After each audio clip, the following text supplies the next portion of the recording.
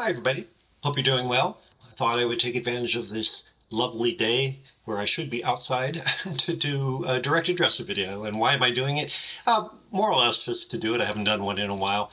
Anyway, media fatigue, the title of this. What am I referring to? Well, let me start with a story about two friends who, by the way, don't know each other. They live on opposite coasts, if you will. Both of them have, under different circumstances, expressed sentiments to which I responded about feeling like there isn't really much purpose in doing much of anything, in creating anything new.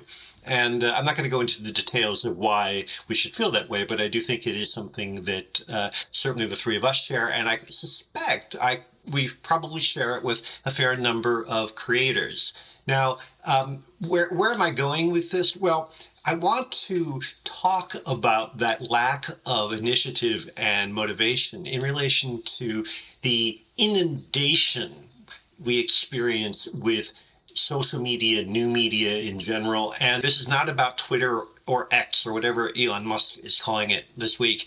I couldn't care less what happens with Twitter. I care even less about what happens with Elon Musk. If Twitter were to disappear tomorrow, I would applaud. I've always hated it. But this is not about Twitter. It's not about really any of these platforms specifically. And yes, I understand the irony of my doing this through YouTube, one of them, but got to do what you got to do where you can do it.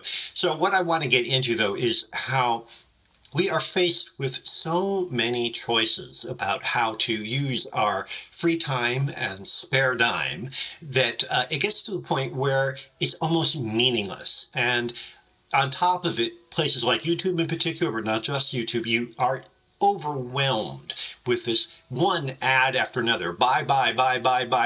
All these things that you never even conceived of as a necessity are suddenly presented as you've got to have this.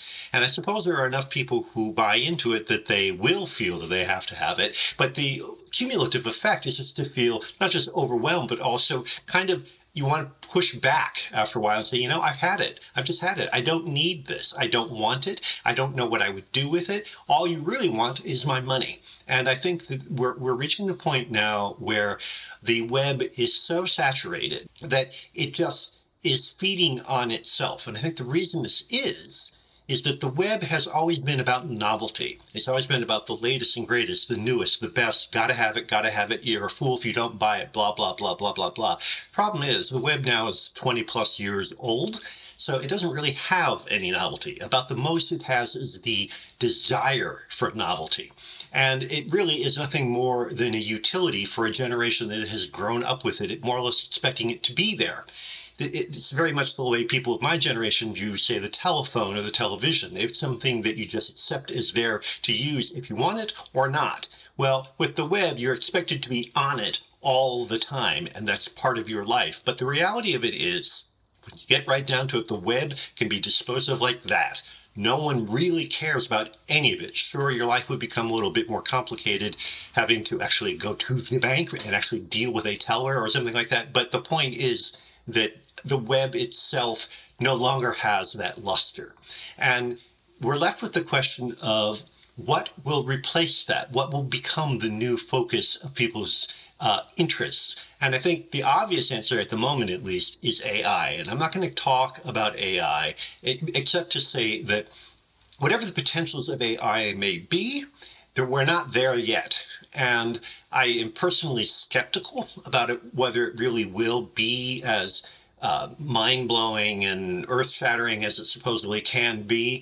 I accept it as a possibility. I'm sure, though, that even if it is that, we can no more predict how we will deal with it or react to it than we did when the web was new. No one would have expected the web to turn into one nonstop commercial. So anyway, AI is out there as a possibility. The other point being, though, as far as the web is concerned, AI and the web have only a slight overlap. And I kind of wonder if AI does take off, will that siphon off a lot of the enthusiasm and energy that gets poured into the web for lack of anything else? I don't know. I don't pretend to know. But anyway, getting back to what started all this, the reason I feel that there's so little point in producing anything of creative worth is that it so easily is inundated. It is overwhelmed by the overabundance of choices. And even if something you do rises to the surface, what then? What comes next?